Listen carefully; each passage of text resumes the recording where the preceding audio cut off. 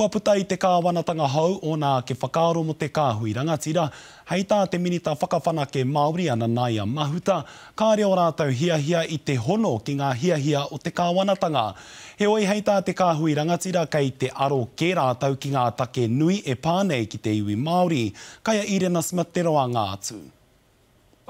He kāwanatanga hou, he mahere mahi tahi hou anō hoki. So the nature of the conversation that this government will have with iwi leaders, I think, deserves to have a different focus. Mea ta whakarohia, me he mea he tauira pai tā rātou kia mahi ngātahi te kāwanatanga ki ngā iwi kia ahatia.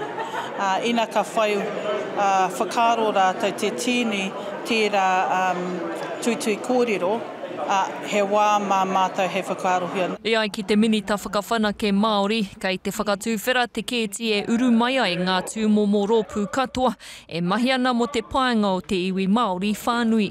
Tērā rōpū wahine Māori toko I te ora, ana te kaunihera Māori, era atu o te kōhanga reo, ngā kāhui e pāna ki a tātou nei wānanga.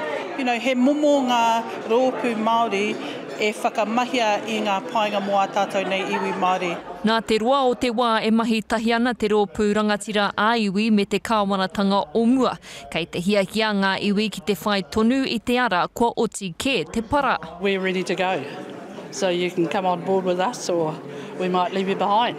It's a bit like the first date, and then we were already getting the prenuptial agreement handed to us. E ai ki te kāwanatanga anō, e rua ngā take matua mō rātou, arā ko te hiki I te pōharatanga me te āhuarangi.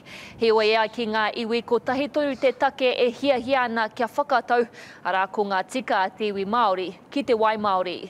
Iwi Māori consider water to be our taonga, and that's again another value that we would like the Crown to understand and recognise. Engari he take tērā ka uaua te whakatau I roto I te wā poto, I runga anō hoki I te mōhio he kāwanatanga whakakotahi kē tēnei. E hara ko reipa anake I noho kei runga I ngā tūru kāwanatanga. Ko Aotearoa tuatahi ko te Pāti Kākāriki.